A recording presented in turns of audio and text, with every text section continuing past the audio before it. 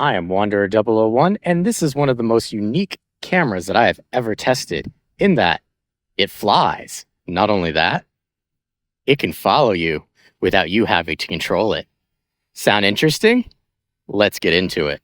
The HOVERAir X1 is the first time in a long time that I have been genuinely excited about a piece of technology that I was testing, because it does something that I've wanted to do for the longest time, but just could never justify to myself actually going out and getting. And that is having something that will do aerial photography for me, but wouldn't break the bank. And it's simple to operate. That is the big takeaway that I want you to get from this overall review, is the simplistic nature of this selfie drone and the portability of it. What do I mean by that? It sits on my very small hand rather nicely. In its open state, it has a length of 5 inches with a width of 5.71 inches and a height of only 1.18 inches.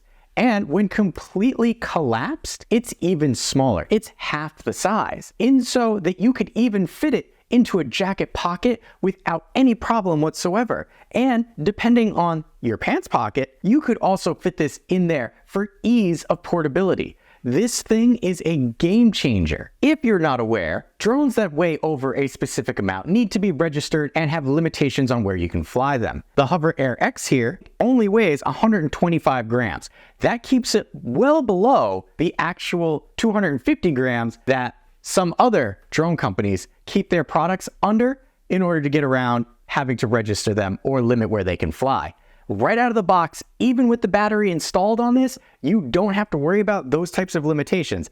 Obviously, do adhere to your local rules and regulation as to where you can fly something like this aerial device. Part of the ingenious design of the HOVERAir X1 here is, if you notice the propellers, it has 4 props, but they are enclosed in this guard, which, one, limits the amount of damage that you can do to yourself, but also limits the damage that can happen to the drone. These act as a nice buffer for the actual camera and battery array in the middle, but because these are closed off, if you happen to bump into something while it's flying, you're not going to damage the props and have to replace them. The most that you'll get is, if this hits something, it will slowly lower itself to the ground and remind you to be more cautious while flying around other objects. Now, the cool thing about having the props as they are means that you could fly this in a house. Your pets might not enjoy that very much, but that was the first thing that I did when I was trying this out, was try and have it follow me through my house. And it did a very good job, minus my cats not appreciating the loud noise that came from it. But the props aside, the big thing that you are wondering about is right here, up front. This is our camera. We're gonna focus in on this. This is a triple stabilized camera, in that the gimbal itself has some give, you can see right there. It has electronic image stabilization and horizon leveling, meaning that even if the drone is flying around in the breeze and looks super unstable to you, the video that you get from this is super crisp and super smooth. There are several different shooting modes that you have with this. You can either have 2704 by 1520 at 30 frames a second, 1920 by 1080 at 60, or 1920 by 1080 at 30 frames a second in HDR mode. The HOVERAir X1 also allows you to take not only video, but still photos, which I must admit, for the size of this, I was rather surprised. Yes, you're not going to be getting the same video or photo quality that you would from a larger flying camera, but guess what? There are restrictions with those larger cameras. There's setup time with those cameras. This, you pull it out and you go. Got to think of the trade-offs. Some of those trade-offs, when we come to the bottom of the flying selfie camera here, is right here, a camera and 2 sensors. This needs to be able to visually see the ground that it's flying over in order for it to track you correctly and not fly into something. What that means, though, is that you should not operate this in low light situations, or over water, which is a reflective surface that can constantly change, or over steep elevation drops. So don't fly this over a cliff and then wonder why it went and fell out of the air. On the bottom here, you can see the very large speaker, as well as 2 little feeties, so that when you place this on the deck, raises itself just enough so that you're not scratching anything. Although the camera lens down here and the sensors are hidden behind recessed mounting. There is no removable storage in this drone, but it is equipped with 32 gigs of internal storage. I will admit, at first I was a little concerned with that level of internal storage, but when you think of the clips that you're getting with this are really going to be shorter clips, mainly B-roll or a quick selfie of you and your friends, that storage doesn't fill up that quickly. And you can also offload the videos that are on here onto your smartphone via the application. So you can delete what you don't need from here and constantly save yourself space that way. The HOVERAir X1 comes with a single battery pack, which simply removes like that. And you can either charge this or you can get the 2-pack and just swap in your other battery. The battery capacity is 1050 milliamps, which will get you around 7 to 10 minutes of flight time, depending on your flying conditions. If you get the set of 2, one will come with the drone, and then one will come with this standalone charger. If you charge the battery in the drone itself via the USB-C port right there, will take about 1 hour. If you use the charging dock, it takes about 1 hour and 10 minutes to charge a single battery. It also does not charge your batteries at the same time. It does it in sequence. So one battery fully charges and then your next battery fully charges. Just food for thought, something to know. If we take our battery and slip it back into place here, it just, via tension, slips back into place. You want to know your battery level? Simply tap the power button, and right there, you've got 4 dots. So I have 2, that means I have 50% battery. If you happen to have your Hover X in the air, if it happens to run out of battery while in flight, it simply will lower itself to the ground and then announce that it is out of battery and that you need to charge or replace the battery. So not terrible, it's not just going to fall out of the sky. Good thing to know. You saw me show you the extra accessories of the charger and extra battery. Well, there's one other thing that you get with your Hover X1, and that is a microfiber carrying case. It's a nice add-on, but realistically, you're not going to put it in there. You're probably going to put this in your pocket or with the rest of your filming gear. Even though the Hover X1 is super easy to use, there is a setup process, especially if you want to use the application, which you're going to want to do to get some of those advanced shooting modes. So let me show you what the setup process was like. This is setup of the Hover X1. Before you use this, it is required that you come and you scan this little QR code here so that you can be brought to the application. Now it's going to show you that this is the Hover site.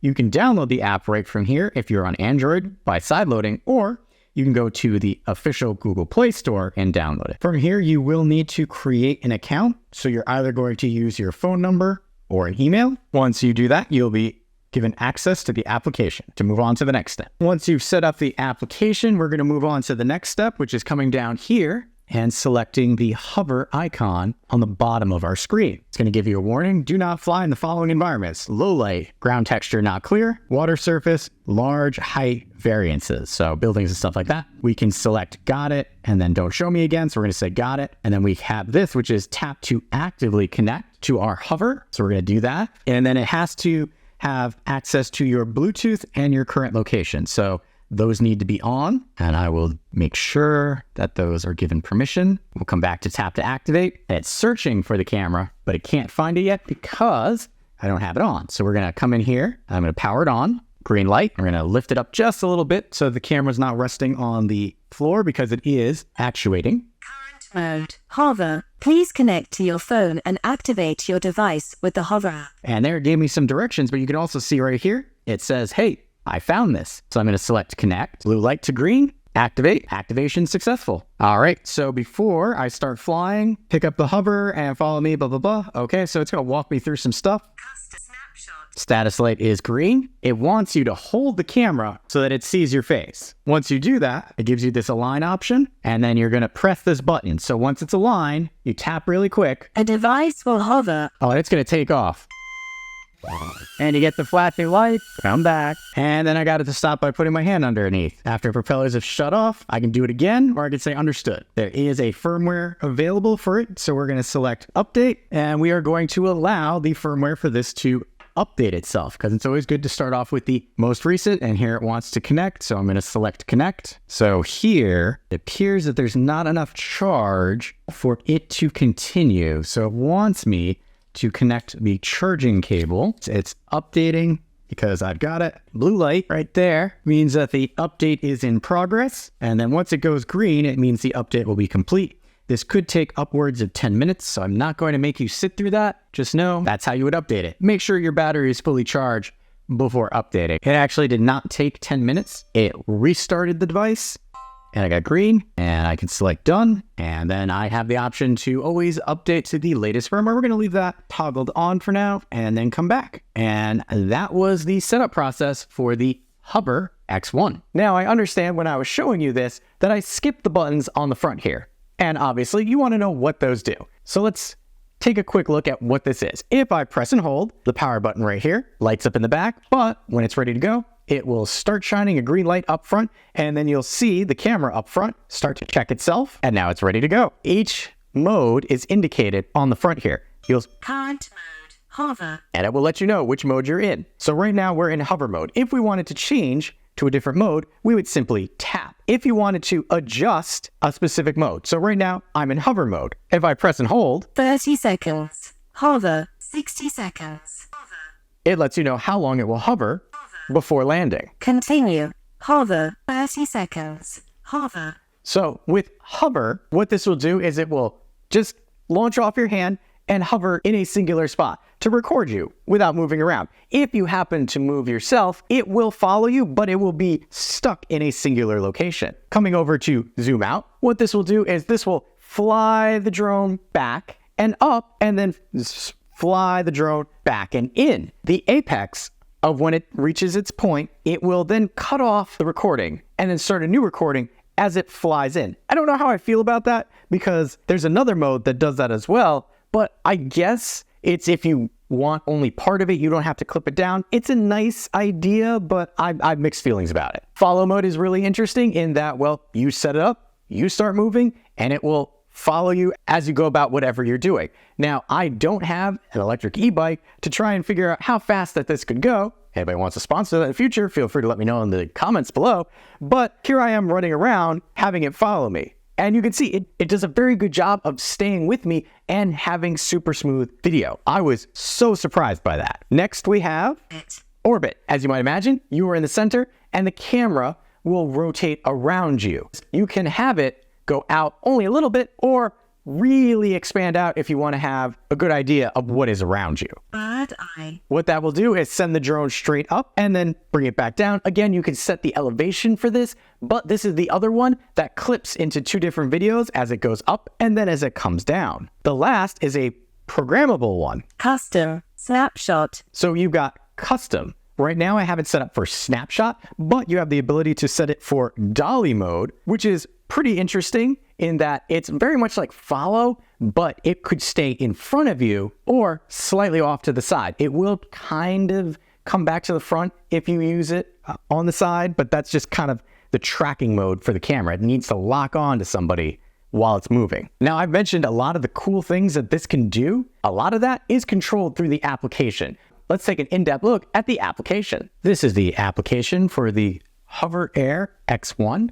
When you first open the application, you're on the home screen, as you can see here. It's going to depict other users' content that they have shared with the Hover community. You could do that simply by selecting the post button up here in the upper right-hand corner. And this is going to be a feed of all the new items. You can watch it, you can favorite it. Here, if we change this to featured, this is going to be featured content from around the world.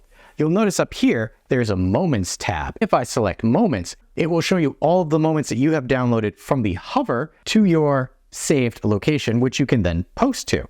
You can also hit this check mark up here and select to delete items from here, or you can toggle all. I'm not going to do that at this time. Instead, we are going to come back to our homepage. To the right of home, you have Hover. In order to access this, you will have to have your Hover camera on. You can see it's showing you, please tap to activate, which we will. And now we will connect to our Hover camera. Everything's good. Right here we have our Hover album, which you will need to connect to your Hover device over Wi-Fi. Here you can see these are things that are on the camera itself right now that have not yet been saved. Notice it says not downloaded. Coming over to the downloaded section, these are all things that I've taken and downloaded from the HOVERAir itself to my cellular phone. You can see, and this is something I actually like, in all of the recordings, it shows you the icon as to what it was that you were doing. So if I select this one, this was the bird's eye. So it had a little bird's eye icon. The one thing that the hover does that's a little odd is for things such as bird's eye or where it flies back, it breaks those up into two separate videos. So here, this is the other half of the bird's eye as it comes back down. It's a little odd in how it does that, not terrible. If we come back to our not downloaded, you could see the internal storage. Right now I'm using 10 gigabytes of the 32. I will say one of the things that I was surprised with is for the amount of internal storage, the clips that you're getting don't actually take up that much space, so you really don't have to worry as long as you offload things on a fairly regular basis. On our hover screen right here, we have Smart Preview and Manual Controls. If I select Smart Preview, and this is something that's a little off right now in Android, this should be showing me a preview of what the hover sees, and it is on right there, but it is not actually showing me anything. But from here, I would be able to manually tap for video, because that's what it's on, swap that over. I could manually take pictures, which I really would like that to work a little better because that is something I really want. But on this page, I can select settings, and then from here, I can make some changes. So duration within this time frame, 30 seconds all the way up to 5 minutes. What type of mode? So right now it's follow modes, back figure, distance, close, standard, far, altitude, high, flat shot, or low. And if I come over to camera settings, here we've got photo mode normal or HDR, countdown timer, 3 seconds are off, and then grid plus diagonals on or off. And right now that is off. And that is everything we could do for this section. You could see it's trying to talk to the hover over there. And honestly, I wish that this would function a little better. That's everything from the Smart View. It did warn to take off, but I have tried taking off and I still didn't get a preview from that. Over here, we have our manual controls. And this again is another place that could use some work. And this one I know will be black because it's not in flight mode, but here we have picture, burst mode, video, and then our settings. So towards me, towards outside, camera settings just like we could before, video quality, countdown timer, and grid. Here we have our record and then our snapshot button. Notice the way that the orientation of the flying controls are. This is very tricky to use. You can get some interesting shots manually. This layout isn't great. I hope in the future that Hover changes this to make it a little more universal and easier to use. But that's our manual controls. Now you're not getting this primarily because you want to fly this manually. You want to use this for those interesting modes that it has. And those are all found under our modes right here. Notice that it tells you each type and then the skill level. Also in the lower left-hand corner, it will tell you how many times you have flown in that particular mode. So here I have hover, I've done 2, zoom out, I've done 2, and these are basic. Follow, I've done 7, orbit, I've done 2, bird's eye 2, and then here we come down to our skilled areas. Manual control, snapshot, and dolly track, and those I've used a little more. For each of these, if you select it, you can take a look and it will give you a graphical idea of what it's going to do, which is great. For things like dolly track and snapshot, this is how you turn them on. If I take a look, what this will do when I select shoot in this mode, it will tell my hover that this is the mode that I want to shoot with. So here it says setup successful for the custom fly mode. So if you ever need to change snapshot and dolly track for your custom mode there, that's how you would do it. I showed you how to change the mode for the custom. There's one other thing that you can change, and that's under hover. And if we come to our hover settings, by default, each of the primary functions has its own settings. So if I come to this one, because that'll make more sense, zoom out, shooting mode, video, you could change that to photo if you wanted. Distance, you can change this from 1.5 to 9. You can say flat shot, raise, meaning it goes up or lower, so if you want it to go down. Vertical mode, on or off, video quality, and then photo quality. You can change that to HDR if you want. All of these, and this is for each of the settings for the hover, you have the ability to change altitude, distance. That's great. If you need to change this and you don't think something's going out far enough or it goes out too far and you want to take that back, that's how you can do that. Also on this page, if you notice, there's a little edit icon. You can change the name of your hover if you wanted to. Also from here, this is where you toggle on and off the voice audio mode. So using your phone, as long as you have the app open and the screen on, to cut out the noise that you get from this, because audio with most drones is cut out. But using this, you can use your phone or a microphone plugged into your phone to give yourself better audio. Here we have storage management. Selecting that, it's gonna Wi-Fi itself over to and let us know, hey, this is what we were looking at before. You can see the microphone icon, that means that I was using my smartphone for audio with the camera. Coming down, IMBU calibration. If you get your hover for the first time, it's gonna have you walk through specifics. Have your camera like this. Now turn your camera around and do this. So it's going to be a way of calibrating your hover camera. Even though you don't have to do as much work as you would with something like a DJI, there still is a little work that you need to do ahead of time, but you only have to do that once and then it's good. So just make sure you come in and calibrate that. Here we have our hover language. Right now I'm on English, but you have Chinese as another option. And then unit, meter, or feet. So let's say all of this stuff up here, you didn't understand it because it was in meters. Simply come down here, unit length, and now it'll orbit at 5 feet. If I come in here, 8 feet, 13 feet, 20 feet. Well, now I know I want that. And then I could select switch to orbit mode, but I don't have to. And that is all under our hover settings. The last part down here is me. This is going to be your account information. At the top of this page will be your name and email address. Obviously, I'm hiding that. My hover, well, here you go. That's my hover and the firmware. Time machine, don't have anything to look back on. Academy, these are going to be different flight patterns and things that you can look through. So flight mode, function, if you have any problems, this is where you'd come to learn how to do something. You've got help and feedback, prevent screen flickering. I don't have that issue, but if for whatever reason it looks like you're flickering, that's where you come to prevent it from happening.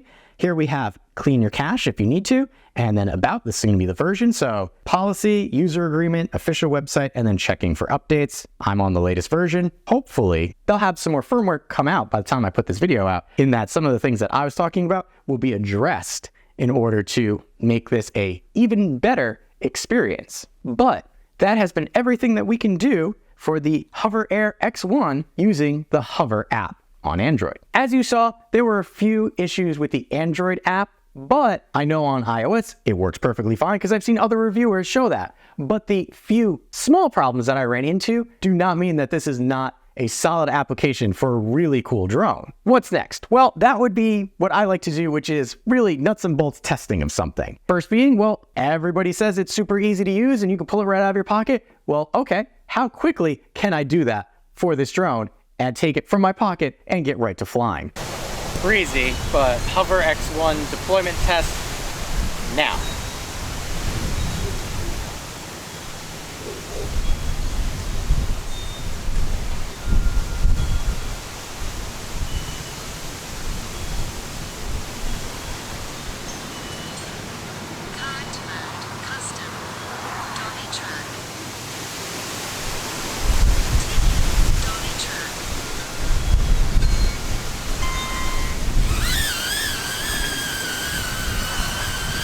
As you saw, reasonably quick, not as quick as some people said, but still faster than deploying in a drone that uses GPS to get itself situated. Next test for me, battery life. How long could this actually fly? And for me, I got about 10 minutes of flight time with a little bit of wind. And I will say, for what I was doing, which was flying it straight, I was worried about it overheating. Well, you don't really have to worry about that because you've got these vents over here. And even when it's open, the vents are not completely cut off. And you can see kind of through there that they're close enough to the props that the props actually help cool this, which is an ingenious little trick that I think they did here. For me, the next thing was never having a drone before. How loud was it? And that's where this thing is not quite as well off as some of the other drone models out there, in that the props, when they're fully going, are kind of loud and noticeable. So somebody might come over and look at what you're up to. When I was testing this, I got about a peak of 90 decibels, which isn't terrible, but it's a very high-pitched 90 decibels. So somebody's gonna know what you're up to. You're not gonna be stealth using this. And the last test that I ran, which I happened to delete the footage for, sorry about that, but when this locks onto somebody, if somebody else walks in front of it, would it follow them instead of you? I can say, no, it doesn't. It locks onto the person, and that's the person it's going to follow. I tested this with my wife. She walked by, and it didn't follow her. It stayed locked onto me. Now, I know I have been gushing about this. The size, the portability, the functionality, the ease of use. that doesn't mean that there aren't a few cons to consider when considering this drone. First being, for me, there is no way to see the battery indicator on the front there when it's in flight. You just either use the application or give it your best guess as you're going along. Manual controls, I'm going to stand by. Right now, they are horrible and really need updating. I mean, I'm of a game controller generation, and just having them in this orientation was so weird. And there are other drones out there that have controllers where that's the orientation. Maybe we can standardize that and this would be a little easier to use, and update the Android app so I can actually get a preview. That would be helpful too. When downloading files from the drone, whether it's from the USB-C or via the application, there's currently an issue with the date formatting for them, in that they don't go in order. And if I shoot on one day, it might date them as being 3 days prior. And I thought I lost a lot of footage because they got mixed in with another set of videos that I was doing that weren't for this. And I got really confused. So hopefully, again, firmware, if that could be updated, that would be very helpful. Some of the modes being clipped into 2 separate video files might annoy some people in that they have to stitch them together afterwards. Once you get used to it, it's not terrible at all, but I just want to put that out there as a possible con for this. One thing that I did notice while I was doing the bird eye, as it was ascending, it ascended really slow. And that could just be due to the prop size, but I've heard other reviewers say they also noticed that it was very slow on the ascent. So hopefully that's not going to bother you, or is something that could be changed in the future. The camera needing a person lock in order to do all of its fancy hands-free flying means that you can't target lock a car or a piece of lawn equipment and have it follow it. It needs to follow a person. So just, again, it's a con because I want you to know what this does ahead of time so that you don't find yourself getting something that doesn't do what you want. The fact that the camera is really exposed and there's no way to cover that up. I do remember seeing another YouTuber had a free 3D print of something that you could put over that to make it more protected. I'll put a link for that down in the description or over there in the corner. But I wish that this was a little more protected. That would have been nice. And last but not least, if you come from actual drones, this might not be what you're looking for, because realistically, this is trying to get people like myself who've never had a drone before, are looking for quick and simple ways to get B-roll or footage of our family on vacation and actually be in the photo or video. That's what this is geared towards, not something that you can get sweeping vista views with. So just know that is a limitation or a con for the HOVERAir X1. Overall, this is a fun little selfie camera to use that allows you to get some unique content or actually show up in your own pictures and videos like I mentioned. This way you don't have to hand off your phone or camera to somebody else. It's small enough and compact enough to be put in any travel bag or in a back pocket if you just want to have something to video yourself with in a location without having to set up a tripod. For these reasons, if you're in the market for a small selfie drone, which is what I'll call this, then I can strongly recommend the HOVERAir X1. Like I said at the top of the review, this is the first time in a long time that I have been genuinely excited for a piece of technology that I was testing. I'll state right here, I purchased this with my own money. I was so impressed that I wanted to get one of these without trying to get a video sponsored. I like it that much. If you appreciate the time and effort that goes into making in-depth videos like this, make sure to hit that like button to help other people find the video as well. If you like what I'm doing here and want to be notified of my next review, hit that subscribe button. Still not sure if this is the right camera for you? I've got lots of other videos that you can check out, some of which are right here, which will give you a good idea of other things that I review on this channel.